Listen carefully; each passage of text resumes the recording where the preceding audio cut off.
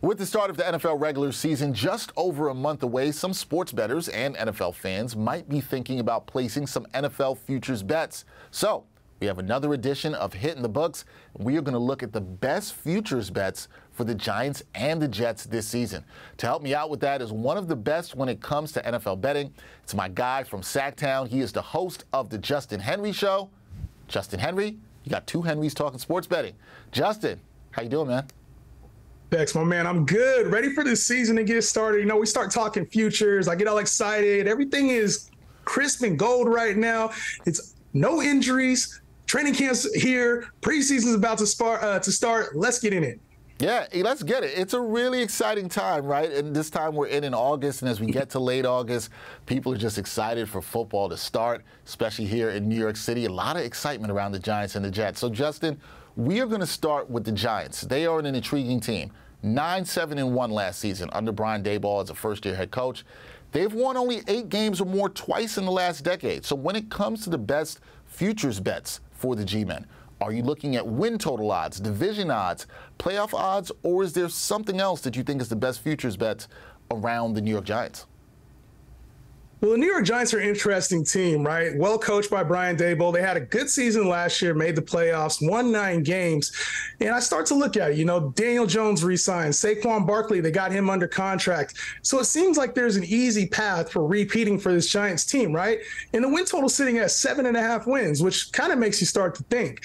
But when I think about this holistically, I'm like, this Giants team does play in a very tough NFC East, right? It's not quite the NFC beast of old. When we talk about the perennial powerhouse that the Philadelphia Eagles are, and then how good the Dallas Cowboys team is, and I'm expecting this Washington Commanders team to take a little bit of strides as well, I start to think about some of the inefficiencies of this Giants team from last season and wonder if they can really hit that 7.5 win total. I know it's probably pretty optimistic to be a Giants fan right now, but I'm going to play the pessimistic side. I think this is an underplay for me. Under 7.5 wins for a Giants team that should be competitive.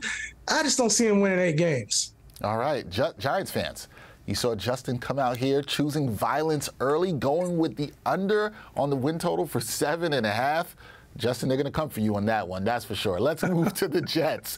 A lot of hype around Gang Green, with some calling them Super Bowl contenders. I've seen odds for the Jets to win the 2024 Super Bowl at around plus 1,600. So what's your best futures bet when it comes to the New York Jets? When I look at the New York Jets, you know, it's easy to go to Super Bowl odds, playoff odds, right? But I start to look at their win total as well, 9.5. And this really means, do you think that the Jets will win double-digit games or not? And obviously this is led by the offseason acquisition of Aaron Rodgers, who, let's not forget, though, is 40 years old, is coming off a losing season with Green Bay, did not make the playoffs last year. I get it. There's a lot to love with Aaron Rodgers and his weapons, especially since this team had no quarterback play last year and was very effective, almost made the playoffs. So I look at it as an enhancement, but not a secure thing. I think this team has one of the most difficult schedules in the league. When you look at the AFC East, the Bills, the Dolphins, who are perennial offenses and also have good defenses, the New England Patriots, who always hover around 500. I mean, the slate for this Jets team is incredible over the first 11 games. The first half of the schedule, they have the Bills. They play at Dallas. They got the Patriots. They play the Chiefs. They play at Denver. At New York, they play the Chargers, the Raiders, the Bills. Like, there's some tough games here in the first 10, 11 games. I could see them being a 500 team or worse after that stretch. So not only is this team improved, but they do have high expectations, a high bar that they have to hit in order to hit the Super Bowl, make the playoffs. I'm going to take the under for this 9.5. It seems about right, but I think the Jets struggle to make the playoffs this season. Oh, wow. Choosing violence again with the New York fans. Jets fans are not going to be happy about that. You know the Jets fans are ever optimistic, pumped up about Aaron Rodgers. Okay, Justin said, I will say this, though. Dex, I will say this, man. If you do like the Jets, I think there is a path to betting the Jets if you like them, right? It's not the win total. It would be the division, right? Because we talk about that glorious 10 wins, 11 wins. If they hit that, because their division is so stacked, that's probably good enough to win the division. 11, 12 games, somewhere in that 10 to 12 range.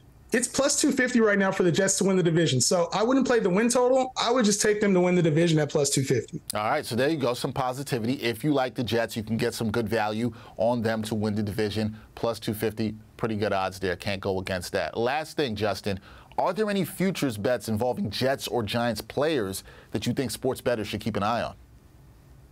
Yeah, I went with the negativity for the totals and the teams, but for the players, I'm going to go optimistic and positive, right? When I look at Saquon Barkley for the Giants, his rushing total is sitting at 1,500 rushing yards. And this is a guy who is motivated this season. I'm talking a million reasons to be motivated. He's got his contract out for this year, and a lot of that is built into $1 million in incentives. So what's he got to do? He's got to hit 1,000 yards rushing, and I think that's something he can do. In his career, the only time he has not hit 1,000 yards rushing has been when he's injured, when he tore his ACL and when he hurt his ankle against Dallas that season, coming off of an ACL tear. In last season, in 16 games, he had 1,300 yards rushing. So I look at Saquon Barkley, who said he feels more explosive. He feels like he has his top-end speed back, and he's motivated. I'll take all the Saquon Barkley I can get at over 1,500 rushing yards this season. And then we talk about the Jets side of the football, right? I talked about Aaron Rodgers and what he can provide for this Jets team. But Garrett Wilson is the guy that he's been talking up. He said he reminds him of another 17, right? Another 17 he used to play with in Green Bay. We all know who that is. And when it comes to Aaron Rodgers, this total is sitting at 7.5 touchdowns for Garrett Wilson. I think he's going to be force-feeding Garrett Wilson in the red zone. Davante Adams, in his time with Green Bay since 2016, only had one season where he didn't get double-digit touchdowns. And that's a season where he only played 12 games. Garrett Wilson, coming off a season with Zach Wilson, Mike White, Flacco, had 4 touchdowns last year. This connection's been special. This Rodgers-Wilson connection, it's been special during this offseason. I think it sticks. Over 7.5 touchdowns for Garrett Wilson this year. All right, there you go, New York football fans. Some positivity when it comes to the players' futures. Saquon Barkley, over 1,000 yards. Garrett Wilson, over 7.5 touchdowns. I like those plays. I think they're pretty good ones. You're hearing it from the best. That is Justin Henry, the host of The Justin Henry Show. Positivity, good vibes. Football season right around the corner, Justin. I'm excited about you. Thank you for your insight as always, man. So great. Absolutely. Thank you for having me on. Anytime, man.